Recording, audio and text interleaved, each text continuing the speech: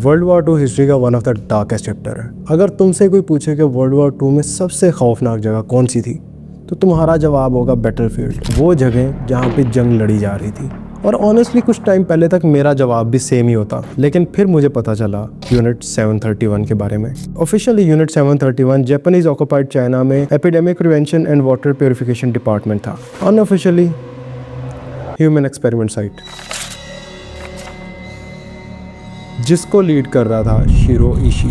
ये सब experiments prisoners पे किए जाते थे, वो लोग जो जंग में पकड़े गए थे। प्रिजनर्स में बच्चे, बूढ़े, जवान सब शामिल थे। यूनिट 731 में डॉक्टर्स लोगों की जान बचाते नहीं थे, बल्कि उनके साथ ऐसे एक्सपेरिमेंट्स किए जाते थे या तो वो लोग मर जाते थे या मरने के लिए छोड़ दिए जाते थे। इस वीडियो के शुरू में मैं तुम्हें बता दूं कि अगर तुम थोड़े से भी सेंसिटिव हो तो ये वीडियो मत देखना।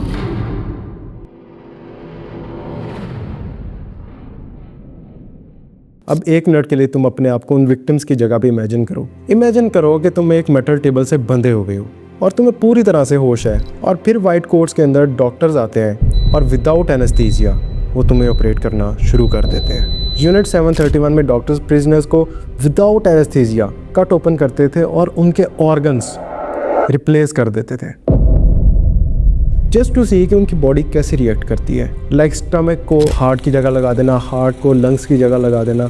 इस तरह के एक्सपेरिमेंट्स प्रिजनर्स के साथ किए जाते थे। और कभी ऐसा होता था कि प्रिजनर्स के ऑर्गन्स ही निकाल लिए जाते थे। अगर उन प्रिजनर्स की किस्मत अच्छी रहती थी तो वो इंस्टेंटली मर जाते थे। तुम सोचो कि अगर वो खुशकिस्मत होते तो वो मर जाते, वरना उनको स्टिचेस लगा के मरने के लिए छोड़ दिया जाता था पेन के अंदर।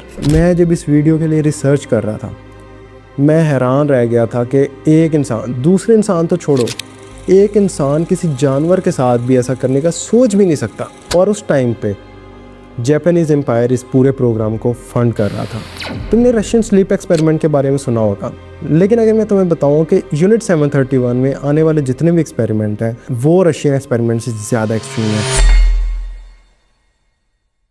मंचूरिया, जहाँ पे यूनिट 731 ऑपरेट कर रहा था, वहाँ पे विंटर्स में टेम्परेचर -5 से लेकर -20 तक होता है। और यूनिट 731 में प्रिजनर्स को नंगे पाँव बिना कुछ पहने बाहर ले जाया जाता था बर्फ़ के अंदर, और वहाँ ले जाके गार्ड्स जो थे प्रिजनर्स के ऊपर जमा हुआ पानी फेंकते थे।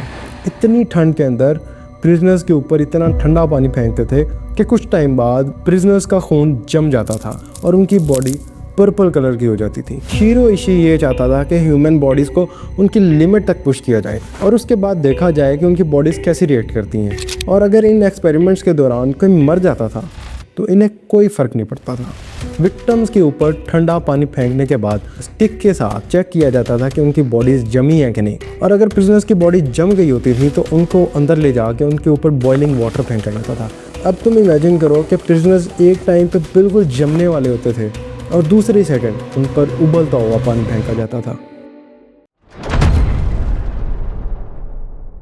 यूनिट 731 में विक्टिम्स को टाइफाइड, कॉलेरा, एंथ्रेक्स जैसे वायरसेस के साथ इंजेक्ट किया जाता था, और उन्हीं लोगों की बॉडीज़ को जिंदा कट लगा के देखा जाता था कि उनकी बॉडीज़ के साथ उन वायरसेस ने क्या किया है। इतना ही नहीं, बल्कि इस पूरे प्रोग्राम को फील्ड टेस्ट भी किया गया था।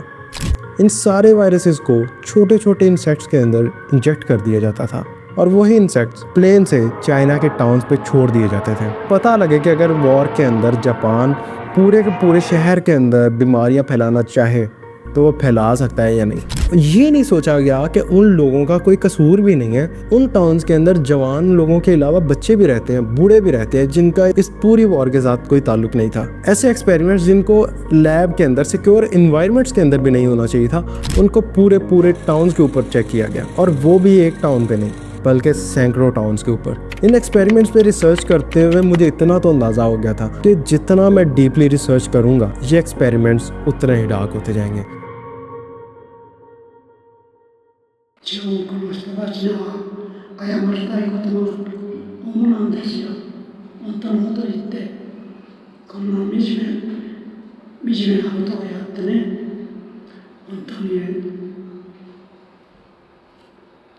終戦の時に日本のね、子供たちを見てくれて、慕ってくれたっていうことは。कुछ लोगों को खाली मैदान में ले जाया जाता था, फिर उनको किसी चीज़ के साथ बांध के उन पे वेपन्स टेस्ट किए जाते थे। उन जिंदा प्रिजनर्स के ऊपर ग्रेनेड्स फेंक दिए जाते थे, सिर्फ ये देखने के लिए कि कितने फासले से ग्रेनेड कितना डैमेज कर सकता है। उन प्रिजनर्स को बांध के उनके ऊपर गोलियां चला दी जाती थी और तो और फ्लेम थ्रोवर्स के साथ इन प्रिजनर्स को जिंदा जला दिया जाता था। इन सारे वेपन्स को चेक करने के लिए और भी बहुत सारे तरीके होते हैं, लेकिन उन जापानीज़ ने जिंदा लोगों पे अपने वेपन्स को टेस्ट किया। ये सब करने के बाद प्रिजनर्स की बॉडीज़ को चेक किया जाता था कि किस चीज़ ने उनको कितना नुकसान पहुंचाया है। कुछ एक्सपेरिमेंट्स का कोई पर्पज़ नहीं था, जस्ट क्यूरियोसिटी थी।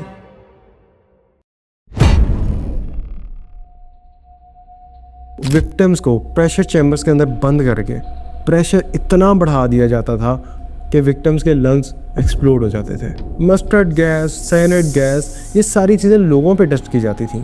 और भी बहुत सारे एक्सपेरिमेंट्स थे जो मैं यूट्यूब पे बता भी नहीं सकता। और अगर तुम्हें लग रहा है कि ये सारे एक्सपेरिमेंट्स एडल्ट्स के साथ किए जाते थे, तो मैं तुम्हें बताता चलूँ कि ये सारे एक्सपेरिमेंट्स जितने भी मैंने तुम्हें बताए हैं, ये बच्चों के साथ भी किए जाते थे। मेरे पास अल्फाज नहीं है कि मैं इस सारे एक्सपेरिमेंट को और कैसे एक्सप्लेन करूँ। यूनिट 731 के अंदर तकरीबन 3000 प्रिजनर्स थे, और इन प्रिजनर्स के अलावा जो टाउन्स के ऊपर एक्सपेरिमेंट किए गए उनकी कैजुअलिटीज़ देखी जाएं तो वो तकरीबन 3 से 5 लाख तक बनती हैं। मतलब ये है कि आप कुछ एक्सपेरिमेंट्स के लिए जो आप आराम से लैब के अंदर भी कर सकते हो, उन एक्सपेरिमेंट्स के लिए आप 5 लाख लोगों को मार दो। और जैसा मैंने बताया कि ऐसे एक्सपेरिमेंट्स भी थे जिनको मैं यूट्यूब पे बता भी नहीं सकता। लाइक ह्यूमंस के अंदर एनिमल्स का ब्लड इंजेक्ट कर दिया जाता था, या लोगों में खून की बजाय सी वाटर इंजेक्ट कर दिया जाता था। I really had no idea at the time that they were dissecting people in order to kill them. और फाइनली जब वर्ल्ड वॉर 2 ख़त्म हुई तो कहा यह जाता है कि यूएस को इन सारे एक्सपेरिमेंट्स के बारे में पता था। और जब वॉर ख़त्म हुई तो यूएस ने जापान के साथ एक डील की कि जापान इन सारे एक्सपेरिमेंट्स के रिजल्ट्स, ये जो भी स्टेट्स थे वो यूनाइटेड स्टेट्स के साथ शेयर करेगा, और इसके बदले में यूएस जापान को अकाउंटेबल होल्ड नहीं करेगा। और जापान से जितने भी लोग इस एक्सपेरिमेंट के अंदर शामिल थे उनमें से किसी को सज़ा नहीं दी जाएगी। तुम जस्ट इतना सोचो कि एक ह्यूमन लाइफ की इन सब लोगों के सामने क्या अहमियत थी। अगर आपने यहाँ तक वीडियो देख लिया तो इसका मतलब यही है कि आपको वीडियो पसंद आई है। और अगर आपको वाकई में वीडियो पसंद आई है तो प्लीज़ मेरे चैनल को सब्सक्राइब करना और इस वीडियो को भी लाइक कर देना आप। और आप कमेंट्स के अंदर मुझे कंटेंट सजेस्ट भी कर सकते हो, और इसके अलावा आप ये भी बता सकते हो कि मुझे किस चीज़ को इम्प्रूव करने की ज़रूरत है।